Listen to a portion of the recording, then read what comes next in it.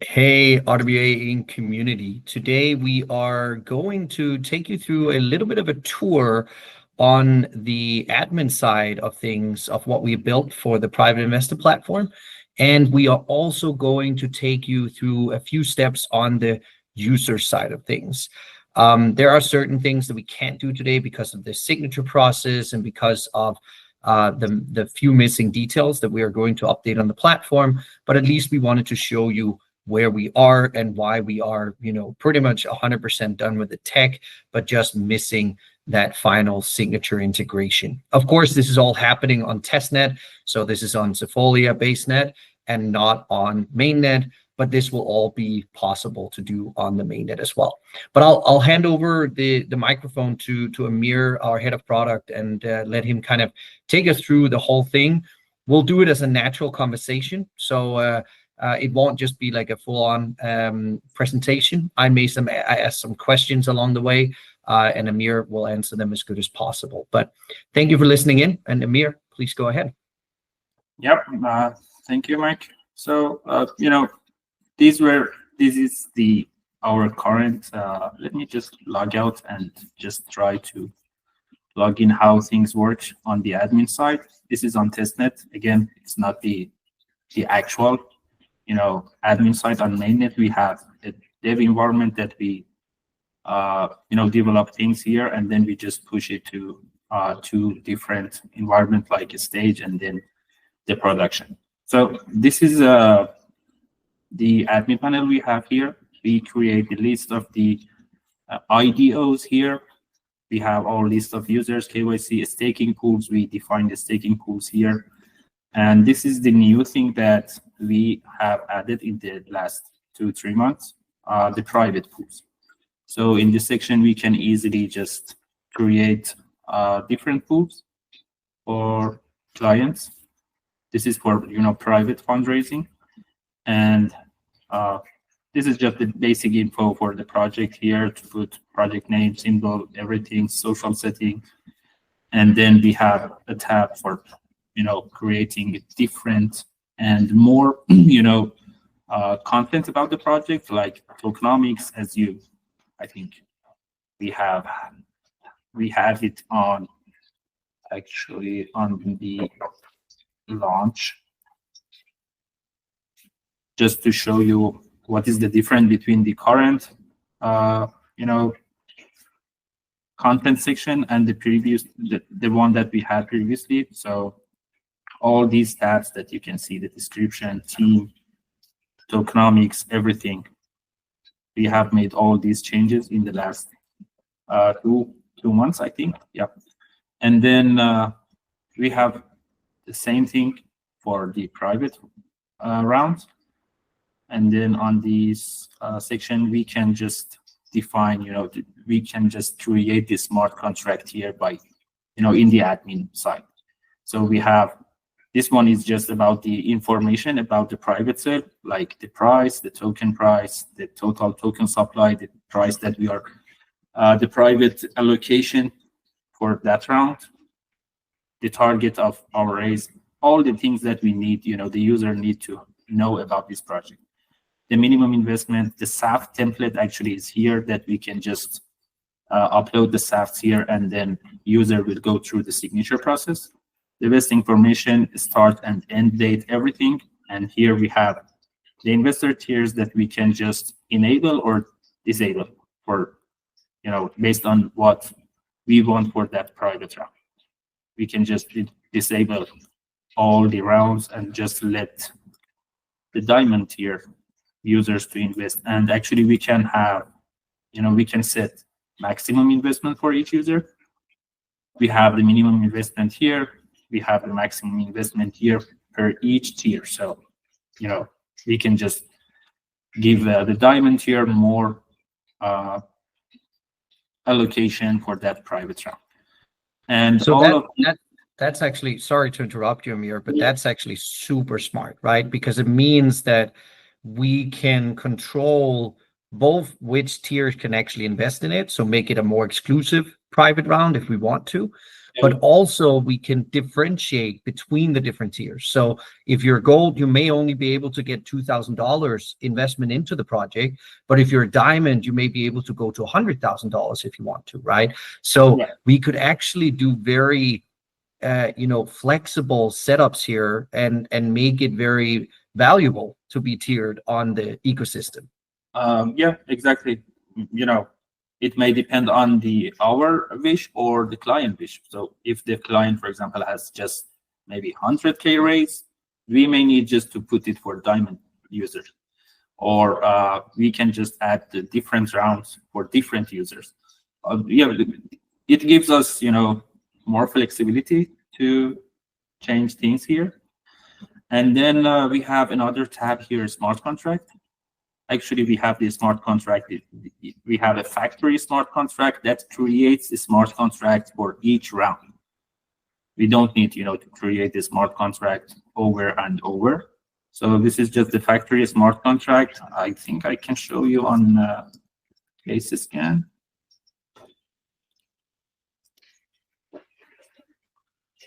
Yeah, this is the smart contract. You can see the fundraising. Actually, it is verified on testnet. Everyone can see the source code. It's not finalized yet, but it is almost 90% done.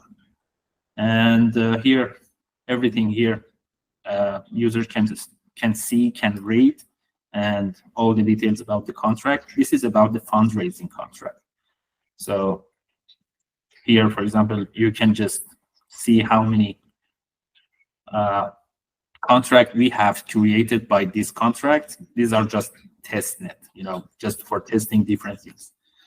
And on the admin side, we can just easily add the percentage for buyback and burn, the wallet that received the buyback and burn funds. So then another script or another smart contract will run the buyback and burn automatically whenever a user invests into a private round. And then we have a commission percentage and commission address. This one will be used for the referral system that we will have in the near future. This one is the RWA Inc. percentage, and this one is the client percentage. We can just define different addresses and percentages here and just create the contract. Let me just, maybe we can try it. Let's say testing private, the token PRV, and those things we don't need these data here. The content or the price. The price could be $1, 100,000 token supply. We want going to, for example, raise 10,000. This is just the test, right? And this sale start yesterday, finishes 3 days.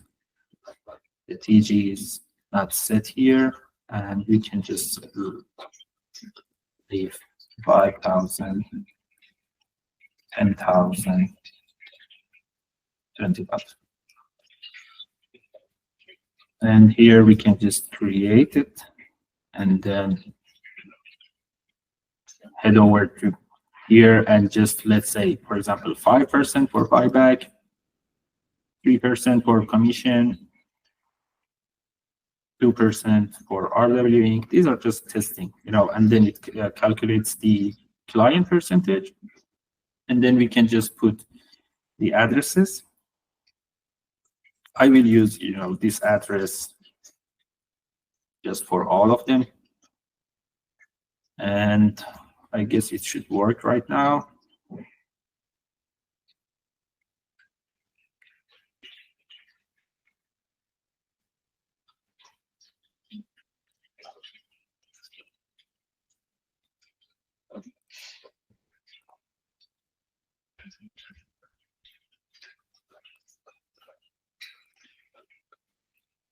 Five, 3, 2, update, and deploy.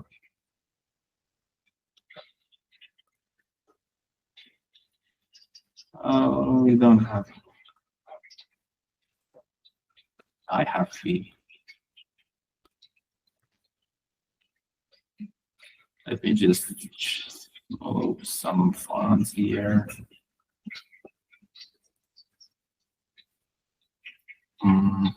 Token.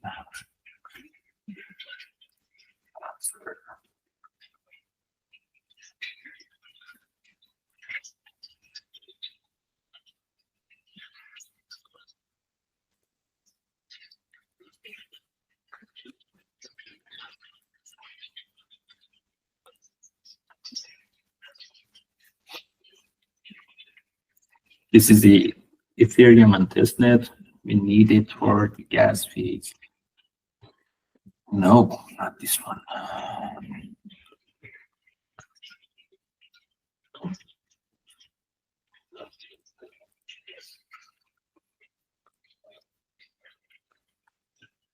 Private rules, private smart contract.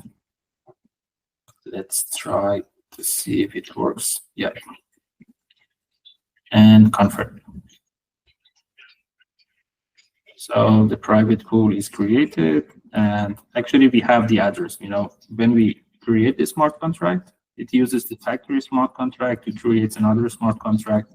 So this one is the new one that is created for this private round. And the creator is my wallet here. And as you can see here, for example, this transaction hash, right? 26 seconds ago, deploy fundraiser. This is the contract that is created, actually. It is on chain. B4FB. B4FB, yeah. And then this is created, right? On the user side, we can just buy token.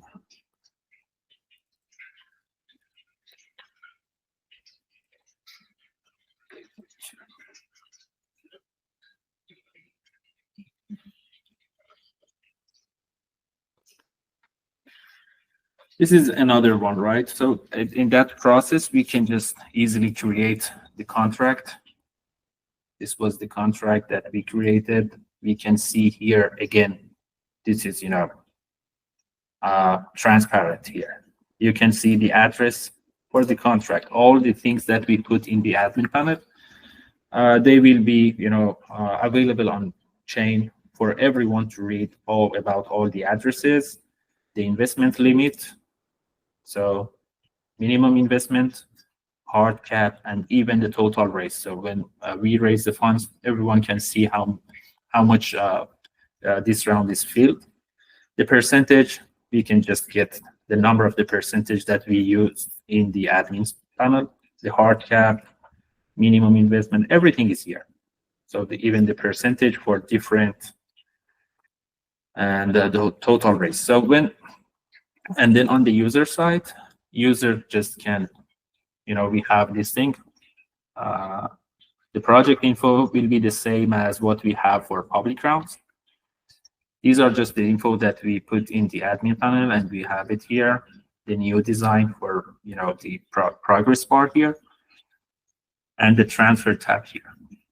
So users will see their investment here, and we show them the investment range for them, minimum, maximum, and then they can just start investing. And then they can put the amount here, and then start investing and transfer funds. So after transfer funds, it again asks for the allowance for that token.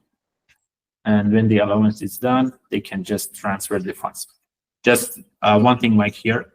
Before this step, we need that signature process. So when the user wants to invest, they will get a PDF file here with their info about, all the KYC info that they have already, like the name, email, wallet address, the amount that they want to put into that project. So they will get everything, and then they can sign it actually using one of the third-party services. We are working with Dropbox right now to integrate it.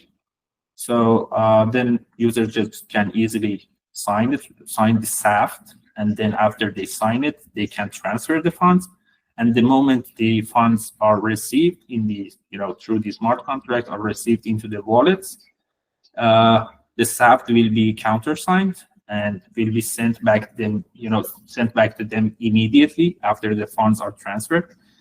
And then they can see here their investment, all the investment, they can see it here. They can see all the SAPs here. And then the claim tab will be active when the project actually goes to market. So these are all the process. And here, this is something on the testnet. We haven't integrated it yet into the transfer funds, but it is easy to integrate it. But let me just show you how it works on the, on the smart contract, how it works. So when a user, wants to transfer, this is actually invest in private round. This is the function that will be called when a user wants to transfer the funds. For example, the user wants to invest $10 or $100.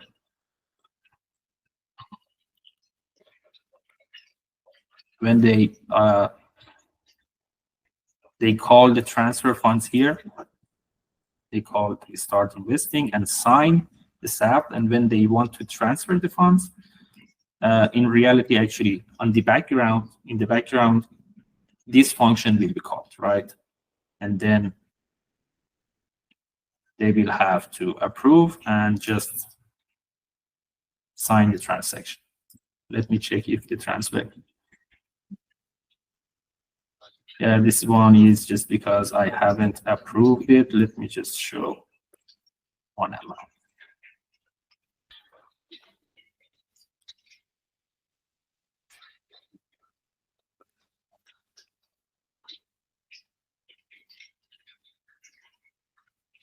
So this is because of the approval. I need to approve USDC on this contract.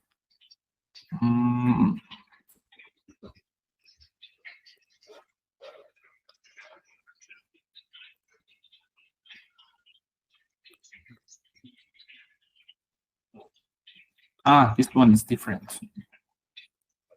I was calling another.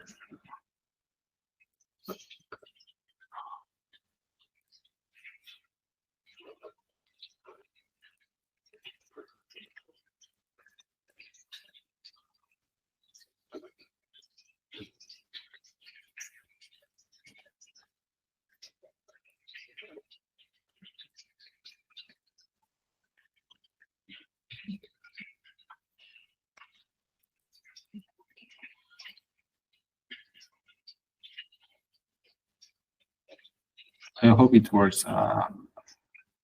If not, I should go to approve. I should go and approve the USDC spending here. But yeah, so this was, the way that we transfer. So this wallet address use this smart contract to transfer the funds. And here on the logs, you can see based on those percentage that we have defined and the wallet addresses, you can see all the percentages, different amount to client, this amount to buyback, this amount to commission, this amount to RWA, this amount. So actually everything happens on chain. So we have the different events here. For example, the user have invested this amount, and then transfer for each of those, wallet address as receivers, like the client, the RWA, the commission, the buyback, and everything happens here on chain. And then there will be another script that runs the buyback handler. So maybe in different parts, for example, when it reaches, for example, $1,000, it will start buying and buying back the RWA from market and burn them automatically without any, human intervention here. And the same thing for commission, that it goes for commissions and will be used for our referral system. I hope it was clear, Mike. Was it? No, honestly, it's awesome, right? Like I think this is the way transparency really works in a real Web3 business that's actually trying to build a real product, right? And we're here showing you this because we want you to understand that building a product is not making a flashy front end page, right? Like a lot of people can do that in no time, and we can use an AI and we can build a flashy front page in no time. But that is not regulatory, that is not compliant, that is not secure. And we build something that is ready for scale, right? Because as you said, we have a smart contract factory, we have everything built in admin panels with databases, everything is in order, everything is on chain, everything is automated, and everything will be tested and validated all the way through the process, right? And Yeah. that takes a ton of time and energy. And even just this signature thing, right? Like getting that right with an enterprise signature setup takes a couple of weeks, right? Like it's not something you do in a couple of days. It's kind of ridiculous, but it's a lot of work to get stuff like this done. The thing is, when you do it right, then you actually have the opportunity to grow a lot, right? Because otherwise this would break down after a couple of things, and then it would be full of bugs and it wouldn't really work, and it wouldn't be secure either. So I think this was actually really good. I really like that you took us through kind of everything that happens on chain, everything that goes on in the background, because people just see the front facing piece where they're like, well, it's just a couple of buttons I'm clicking on and then it works. Yes, you're right. Yeah. It works, That's but we need to collect all these data in our admin panel as well. So we need to know which user is at what stage, if they have signed the SAP, if they have signed the SAP and transferred the funds. So all these things, need to be recorded, need to be, need to work properly. We can't yeah, miss anything here. And great. the last thing here, for the investment, that transaction, actually, you can see the transaction comes from the wallet address to the smart contract, and then the smart contract distributed to all those wallet addresses, the receivers. You can see That's based amazing. on exactly, yeah. So nothing can go wrong here. And by the way, I think we can hear on the contract, I told you about, the fund raised amount. Yeah, so the total raised amount, whenever a user invests, we can see the amount here.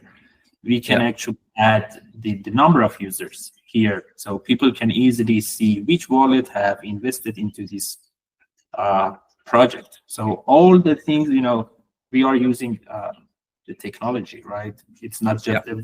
just it's completely a Web3 project. Yeah. Not- Yeah.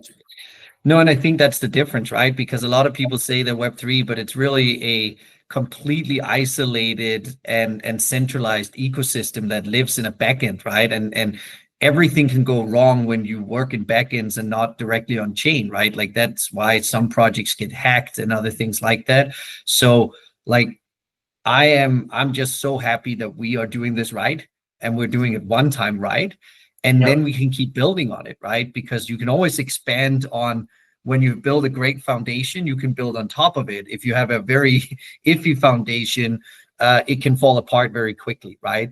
So, and we believe this ecosystem is going to grow a lot, right? Like we just start with, the utility side in tokens. We want to go to equity tokens. We want to go to real world assets like, commodities, real estate, and other things like that later on, right? And if you want to have a fully bulletproof and secure and regulated ecosystem you're building on, that's your chance to get there, right? Because if you do one thing wrong in your journey and some regulator checks it out and you get a red flag, you might be done, right? yeah, So, exactly. it's really, yeah, I think this was really helpful, Amir. I really appreciate you taking us through this and letting everybody see what we're actually doing, because it is real. There is zero bullshit behind all of this. It's actually Yeah, a yeah. ton of hours going into it, right? And you know me, I don't want to, to show the background, what we are doing, right? But sometimes it needs to, to show what's going on. But yeah, it is, the whole platform, it's just scalable, right? So we can just, not for RWA, we can scale it if we want to go further for other, not for, investing, the whole platform, I mean, not for the narrative or for just a simple, usage, but it is scalable. I don't think so many of this kind of platform exists in Web3 right now to No. do all these process securely and Correct. yeah. No, I agree. Awesome, Amir. I don't want to take more of your time, man. I know it's like, what is it, 3 a.m. or something like that in Dubai. Shit. I'm so happy you wanted to take the time. This was the only time we could find where we actually both had time. So I really appreciate it, man. We'll be in touch in the coming days, of course, and I'll be sharing this with the community. So to anyone who listened in, thank you for taking the time. I know this was a longer demo and video, but hey, this is what we've all been asking for, is seeing what's actually happening under the hood, right? So thank you so much, Amir. Really appreciate it. Have a great rest of your, I guess, morning soon. And we'll see each other soon, man. Yeah, see you. Thank you, Mike. Thank Bye-bye. you. Bye.